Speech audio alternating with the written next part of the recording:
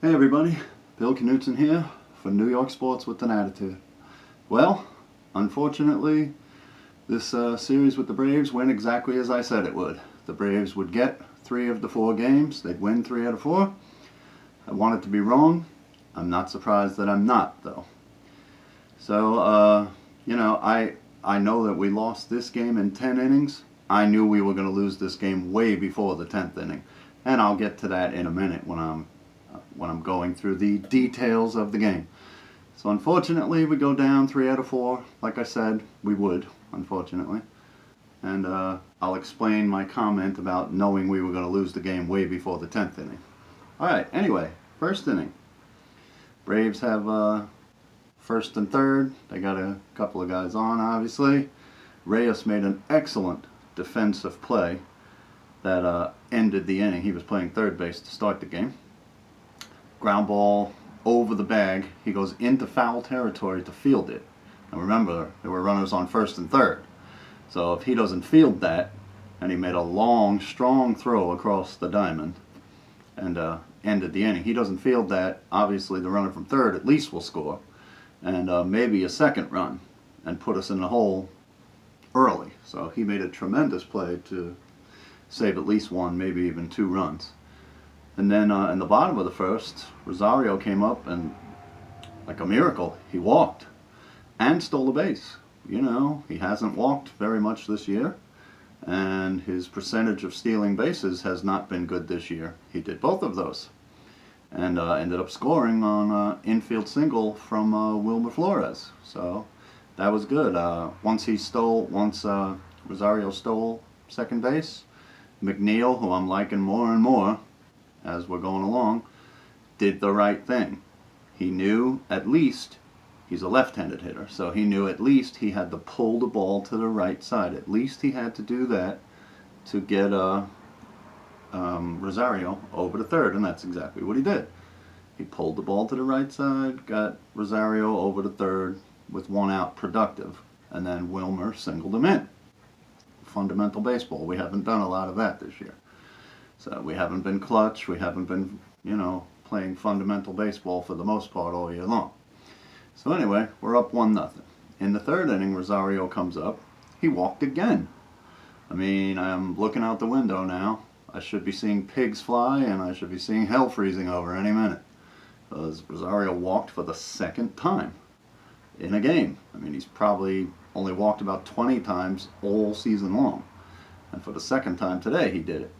And then McNeil came up, doubled down the right field line. Rosario, with his good speed, beat the relay throw home, and we're up 2-0. And then in the fourth, Austin Jackson, who we just acquired, hit a home run. We're up 3-0. Now it's only the 4th inning. Oswalt's looking good through the first 4. We're up 3-0, so that's feeling good. But Oswalt's obviously not going 9. And with our bullpen, no lead is ever safe. And I'll get to the point where I just knew we were going to lose the game. So it's 3-0. After 4 innings, we're up. Okay. 5th inning.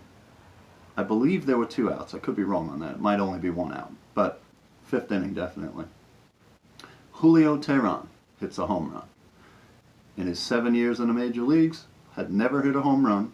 He's a weak hitter, and he hits a home run. I knew we were in trouble right then, because when a pitcher hits a home run, especially a weak hitting pitcher who had never hit a home run before, you know you're in trouble. So he hits the home run, and we're down 3-1 after 5. Okay, just about getting to, like I said, I knew we were in trouble right then. I'll get to the point right now where I knew we were going to lose the game. Okay, again, it's 3-1. Bottom of the 6th now. Mets are hitting. First and third, nobody out. Up 3-1. Okay. Wilmer's on third base. And Bautista comes up. Hits a ground ball to the third baseman. So you're figuring double play and Wilmer scores, right? Double play always kills the inning, but at least we would have gotten a run. Third baseman quickly glances at Wilmer to freeze him, and Wilmer might be the slowest guy in the league, if not all of baseball. If he's not the slowest, he's one of them. So the third baseman glances at Wilmer to freeze him, throws to second to get Conforto going from first to second on the force, and then instead of continuing on to throw to first to get the double play and Wilmer scores, he threw the ball home, knowing that Wilmer is the slowest guy in the league probably, and had Wilmer by a mile. So we got the 5-4-4-2 double play. If you're scoring it, they're very rare, 5-4-4-2 double play. And as soon as that double play happened and Wilmer was erased from third base, game was over. I knew we were going to lose the game right then. In fact, I said it right before Bautista, as he was approaching the plate. Again, up 3-1 in the sixth, first and third, nobody out. I said, if we don't score here, this game's over and the Braves are going to win it. And as soon as we hit into the double play, now granted, there were only 2 outs and Bautista's at first. I mean, how often do you hit into a double play and you end up on base? That's extremely rare. I knew we weren't going to score because, as I've said before, when you hit into a double play, even if that's only 2 outs, the inning's over. You're not going anywhere. I said right then, if we don't score right here, up 3-1 in the sixth, first and third, no outs, we are going to lose this game. He hit into the double play, we didn't score, and of course the next guy didn't do anything, and we were out of the inning. I knew we were done. We were ahead 3-1 after 6. I knew we were done. I knew we were in trouble after the 5th when he gave up the home run to Tehran. I said he's going to start to get hit, Oswalt, and he did. And after the 6th inning, I knew we were going to lose this game. So we go on to the 7th, and Inciarte immediately hits a 2-run homer to tie the game. And Oswalt was done. I said it out loud, Oswalt's going to start getting hit, and immediately he did. Gave up the 2-run homer to base hit, 2-run homer to Inciarte. It's 3-3. I even wrote it in my notes. It's right here in my notes. It says Braves will win. So it was 3-3 after 7, but I knew when we were ahead 3-1, like I said, after 6, we were going to lose the game. So now it's 3-3 after 7. So we get to the 9th inning. Okuna, 2 outs, 2 strikes, RBI single. 4-3, I thought we were done. I thought we were done right then. But, to our credit, Mesoraco comes up and hits a home run. And now I'm going to rant about those idiot, totally unprofessional homer cheerleader Atlanta Braves announcers. Mesoraco hit that ball. As soon as it hit, I said, that's a home run. Because that ball hit and came all the way back to the infield, just about. There is no way that if it hit the orange line on top of the wall, there's no way that it could have rolled anywhere near that far because the orange line is on a very thick padded wall. There's that thin little solid wall, maybe a couple of inches over the padded wall, that has the M&M guys on it. And it hit and came all the way back to the shortstop. There's no way that it could have hit the orange line on the padded wall, or it basically just would have dropped down. And they're going crazy. The idiot Atlanta announcer saying, that hit the orange line. And Joe Simpson was going on, no way, that hit the orange line. It was impossible that it hit the orange line. Impossible. I could see that in live action, that it was a home run, because there is no way if it hit the orange line on that tremendously padded wall that it would have come all the way back to the infield. So there was no way that it hit the wall for a double. It had to be a home run. I didn't have to see all the slow motion replays. I knew it was a home run. And these guys went on and on talking about we have to look up the Citi Field rules, and well, you do that, you morons. It was a home run, no doubt about it. Because like I said, that orange line is at the top of a very thickly padded wall. And then there's that solid, strip of a wall that has the M&M guys, a blue M&M, an orange M&M, and that's a solid wall. So if it hit that solid wall, it could roll back a long way. But if it hit the orange line on the padded wall, there's no way that it could roll like that. These guys were going on and on. We're going to look up the Citi Field rules, and it hit the orange line. They're just idiots. I cannot stand them. They are so unprofessional. They come with their pom-poms and their cheerleading mini skirts, and they say such stupid things like that. like I said, there was no doubt as soon as that ball hit, it was a home run because it couldn't have been any other way. There's no way it could have hit the padded wall and come rolled all the way back to the shortstop. Not possible. And it was a fly ball as well. It wasn't a sizzling line drive. It was a fly ball.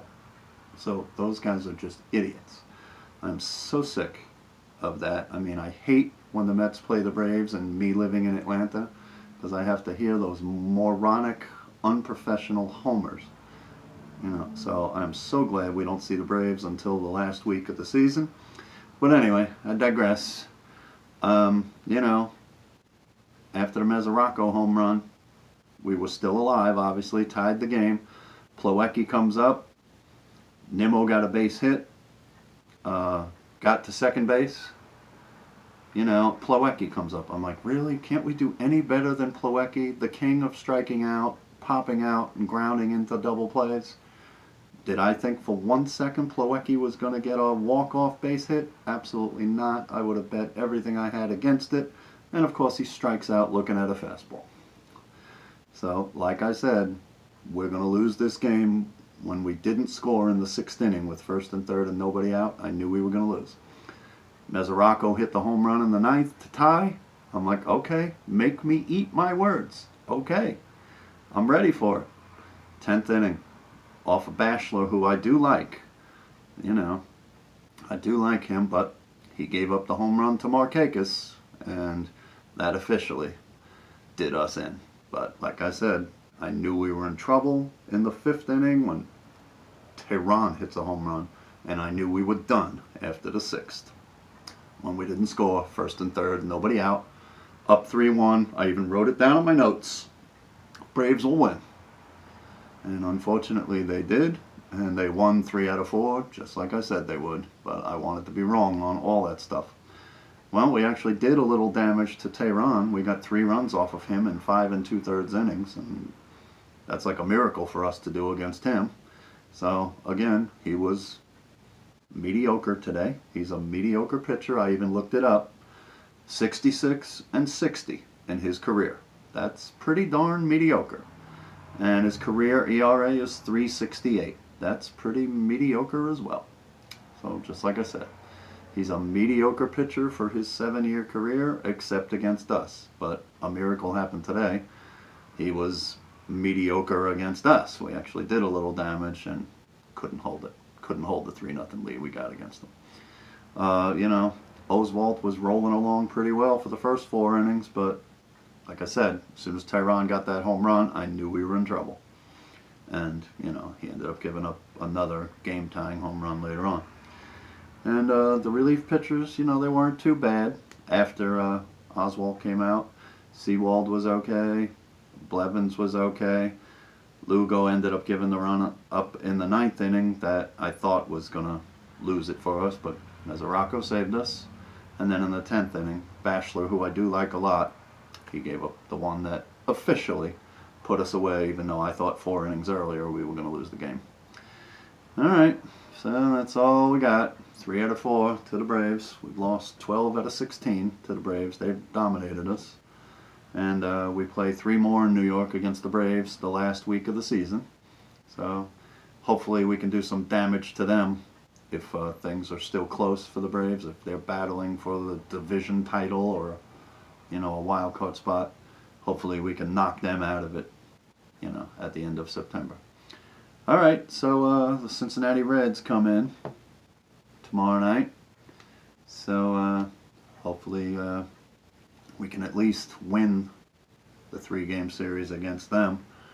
I'm heading down to Miami when they go on their next road trip to Miami this weekend. I'll be heading to Miami with them.